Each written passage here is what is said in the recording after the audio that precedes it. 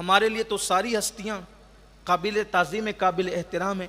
یہ حضرت ام کلثوم جو تھی چھوٹی بہن تھی سیدہ زینب کی اور امام علی مقام کی.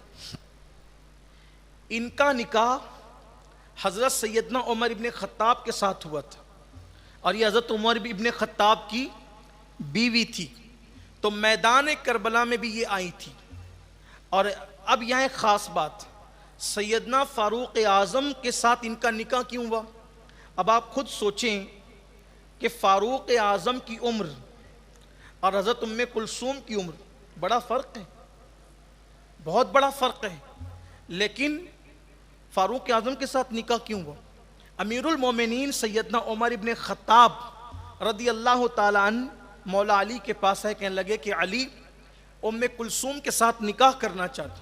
مولا کائنات نے فرمایا کہ عمر آپ دیکھتے ہیں عمر اس کی چھوٹی ہے. تو کہنے لگے نہیں, اللہ کی قسم اللہ جانتا ہے, ممبر پہ کہا اللہ جانتا ہے کہ میں کسی نفسانی خواہشات کے لیے ام کلثوم سے نکاح نہیں کر رہا ہوں, بلکہ میں یہ چاہتا ہوں کہ رسول اللہ نے فرمایا کہ قیامت کے دن سارے رشتے ناطے منقطع ہو جائیں گے, ٹوٹ جائیں گے, ختم ہو جائیں گے. کسی کو کسی کا نسب کام نہیں آئے گا, کسی کو کسی کا حسب کام نہیں آئے گا, سارے حسب نسب خونی رشتے بھی منقطع ہو جائیں گے. الا نسبی و سببی, سوائے میرے نسب کے سارے نسب ختم ہو جائیں گے. تو اے علی میں اپنی نفسانی خواہش کے لیے نکاح نہیں کر رہا ہوں, بلکہ ام کلثوم کے ساتھ نکاح کر کے فاطمہ کا داماد بننا چاہتا ہوں, اور سیدہ فاطمہ سے اپنا رشتہ جوڑ کر کے رسول اللہ سے رشتہ جوڑنا چاہتا ہوں, تاکہ قیامت کے دن یہ نسبت فاطمہ کام آ جائے. یہ ہے اہل بیت کی نسبت. حالانکہ عمر ابن خطاب کون ہیں جن کے لیے قرآن کی آیتیں اترے؟ عمر بن خطاب کون ہیں جن کی شان میں قرآن کی آیتیں اترتی ہے, جس کی زبان پہ حق جاری ہوتا ہے, جس کو دیکھ کر شیطان رستہ بدل دیتا ہے, جس کی نیکیاں آسمان کے تاروں کے برابر ہیں, جس کا ذکر توریت اور انجیل میں ہے. وہ کیا کہہ رہے ہیں؟ اہل بیت سے رشتہ جوڑ رہا ہوں. اور پھر آپ کے ساتھ نکاح ہوا اور ایک شہزادے بھی پیدا ہوئے جن کا انتقال ہو گیا بچپن. پھر جب حضرت عمر ابن خطاب کی شہادت ہوئی, تو پھر حضرت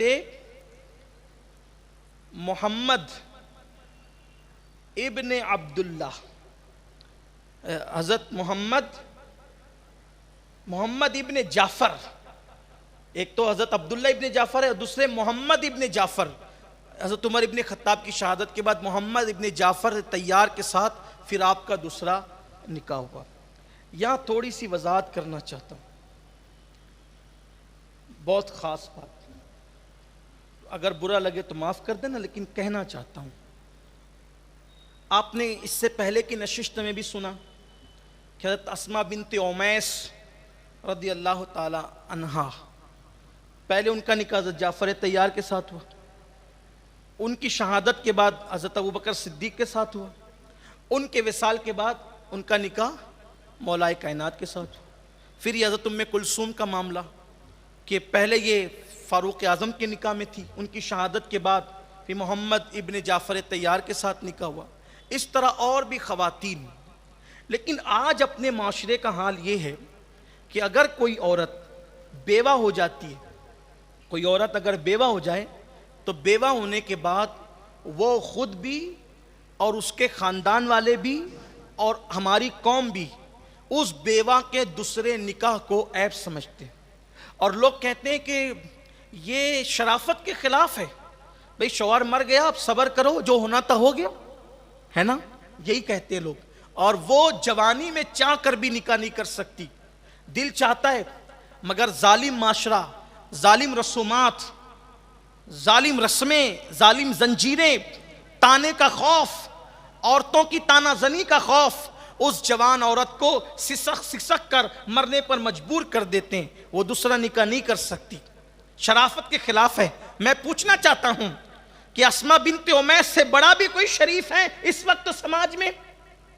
ام کلثوم بنت علی سے بڑھ کر بھی کسی کے پاس شرافت ہے؟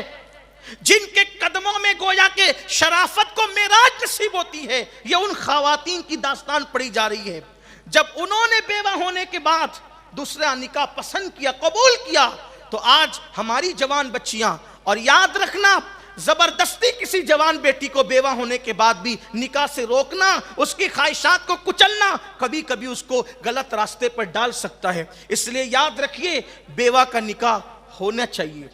ہاں اگر اس کو خواہش نہیں ہے، بچے چھوٹے ہیں، وہ صبر کر سکتی ہے تو بات الگ ہے، پھر حضور علیہ السلام کی طرف سے بشارت ہے کہ اگر کوئی عورت بچے چھوٹے ہونے کی وجہ سے ان کے اس بچوں کا خیال کرتے ہوئے بیوگی کے بعد بھی دوسرا نکاح نہ کرے بچوں کے خیال سے، تو وہ خاتون اور میں جنت میں اتنے پڑوس میں ہوں گے، قریب ہوں گے جیسے 2 انگلیاں قریب ہیں۔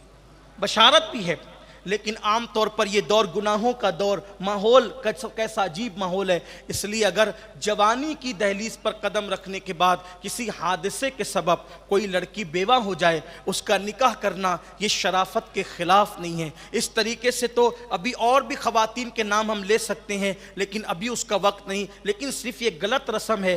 دیکھیے اپنے ذہن کو بدلیے، اپنی سوچ کو بدلیے، اپنی فکر کو بدلیے۔ یہ جو ہمارے درمیان مشرکانہ سوچ ہے، یہ کافروں کی جو فکر ہمارے اندر کہیں نہ کہیں سے آ گئی ہے، کسی کی تہذیب سے متاثر ہو گئے، کسی کے مذہب سے متاثر ہو گئے، کسی کی فکر سے متاثر ہو گئے، نکلیے اس گندگی سے۔ اور میں خواتین سے کہتا ہوں اور لوگوں سے بھی کہتا ہوں، سرپرستوں سے کہتا ہوں کہ لوگ کیا کہیں گے، یہ فکر دل و دماغ سے نکال دو، ہماری کوئی بیٹی غلط راستے پر نہ جانے پائے۔ اسی طرح سے بیوہ جب ایک کے بعد، اور حضرت اسماء بنت امیس کا ذکر جب آیا تو میرے خیال میں آیا کہ پہلے ان کا نکاح حضرت جعفر کے ساتھ ہوا، شہادت کے بعد صدیق اکبر کے ساتھ، وصال کے بعد مولا علی کے ساتھ۔ اگر کوئی عورت کے 2 شوہر انتقال کر جائے تو لوگ تو کہیں گے کہ لو معاذ اللہ، یہ تو شوہروں کو کھا جاتی ہے، یہ تو منوس ہے۔ خود ماں خدیجۃ الکبریٰ کو دیکھ لیں، 2 بار بیوہ ہوئی اور تیسری مرتبہ حضور کے نکاح میں آئی۔ یہ شرافت کے خلاف نہیں ہے، اپنی سوچ بدلو۔ میں جانتا ہوں کچھ لوگوں کو یہ بات بری لگتی ہے کہ یہ کیا بات ہوئی، ہماری بیٹیاں گھروں میں بیٹھی ہیں۔ گھروں میں بٹھانا شرافت نہیں ہے، نکاح کر کے ان کو شوہر والی کرا دینا یہ شرافت ہے۔ تو یہ ذکر ہوا حضرت ام کلثوم رضی اللہ تعالیٰ عنہا کا۔